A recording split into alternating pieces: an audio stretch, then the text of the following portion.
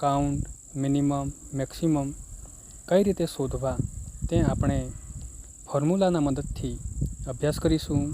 તો આપણે ફંક્શનનો ઉપયોગ કરીને આ પ્રેક્ટિકલમાં નીચેના પ્રશ્નો શોધીશું, જેમાં હર્મન દ્વારા મેળવેલ કુલ ગુણ શોધવા માટે આપણે સમનો ઉપયોગ કરીશું. ઇઝ ઇક્વલ ટુ સમ કર્યા પછી બ્રેકેટનો ઉપયોગ કરો અને 3 સબ્જેક્ટના માર્ક્સ પસંદ કરો અને પછી એન્ટર કી પ્રેસ કરો. હવે અન્ય વિદ્યાર્થીઓ માટે આ જ ગણતરી માટે ફોર્મ્યુલા કોપી કરો, એટલે કે પ્લસની નિશાની તમને દેખાશે ત્યાંથી તમે ડ્રેગ કરો અને છોડી દો તો ટોટલી સરવાળો થઈ જશે.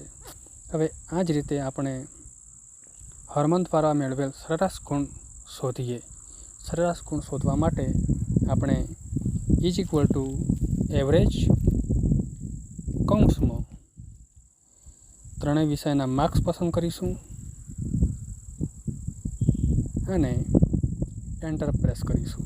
હવે 79.33 અને પોઈન્ટ પાછળ ઘણા બધા અંક હોવાથી આપણે 2 અંક લાવવા માટે ફોર્મેટમાં જઈ સેલ પસંદ કરીશું. સેલમાં જઈને તમે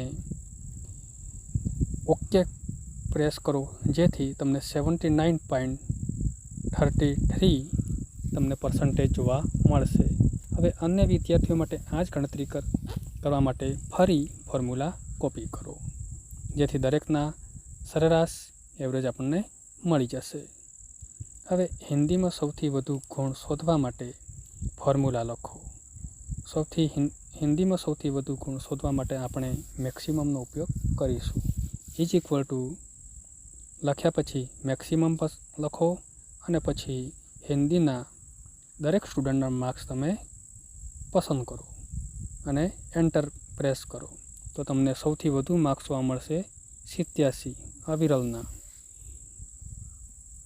એ જ રીતે તમે અંગ્રેજી ગણિતમાં સૌથી વધુ ગુણ કઈ રીતે મેળવીએ તો આપણે ડ્રેગ કરીશું. ફિલ હેન્ડલ તમને પ્લસ નિશાની દ્વારા જોવા મળશે, તો પ્લસ નિશાની તમને જોવા મળે એના પછી જ તમે ડ્રેગ કરશો તો જ તમને ફોર્મ્યુલા કોપી થશે, બાકી થશે નહીં.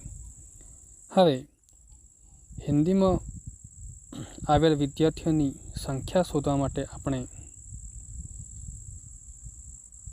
ઇઝ ઇક્વલ ટુ કાઉન્ટ એટલે ગણવા. તો આપણે શું લખીશું? ઇઝ ઇક્વલ ટુ કાઉન્ટ બ્રેકેટમાં હિન્દીમાં આવેલ સ્ટુડન્ટને પસંદ કરો અને એન્ટર કી પ્રેસ કરો તો આપણને 5 સ્ટુડન્ટ જોવા મળશે. એ જ રીતે હિન્દીમાં સૌથી ઓછા ગુણ શોધવા માટેની ફોર્મ્યુલા લખો. વધુ ગુણ શોધવા માટે મેક્સિમમનો ઉપયોગ કર્યો અને ઓછા ગુણ શોધવા માટે આપણે મિનિમમનો ઉપયોગ કરીશું. એ રીતે આપણને એન્ટર કી પ્રેસ કરી હવે ફીડ હેન્ડલનો ઉપયોગ કરીને ડ્રેગ કરો તો ઇંગ્લિશ અને મેથ્સમાં પણ સૌથી ઓછા ગુણ હશે તે તમને જોવા મળશે. આ આપણે 5 સ્ટુડન્ટનો ઉપયોગ કરીને આપણે શીખીએ છીએ, પણ વધુ પ્રમાણમાં ડેટા હોય તો આપણને આ ફોર્મ્યુલા ખૂબ જ ઉપયોગી થશે. તમે હિન્દી, અંગ્રેજી અને ગણિતમાં સૌથી વધુ ગુણ કેટલા છે તે કેવી રીતે મેળવશો? આપણે મેક્સિમમનો ઉપયોગ કરીને આપણે સૌથી વધુ ગુણ કયા છે આપણે મેળવ્યા. હિન્દીમાં 87, ઇંગ્લિશમાં 87 અને મેથ્સમાં 85 માર્ક્સ છે.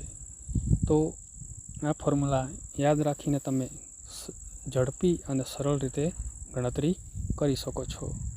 વિડીયો પસંદ હોય, તમને ગમ્યો હોય તો લાઈક કરો, શેર કરો અને સબસ્ક્રાઈબ કરો. અને આગળનું અપડેટિંગ તમારે જોવા માટે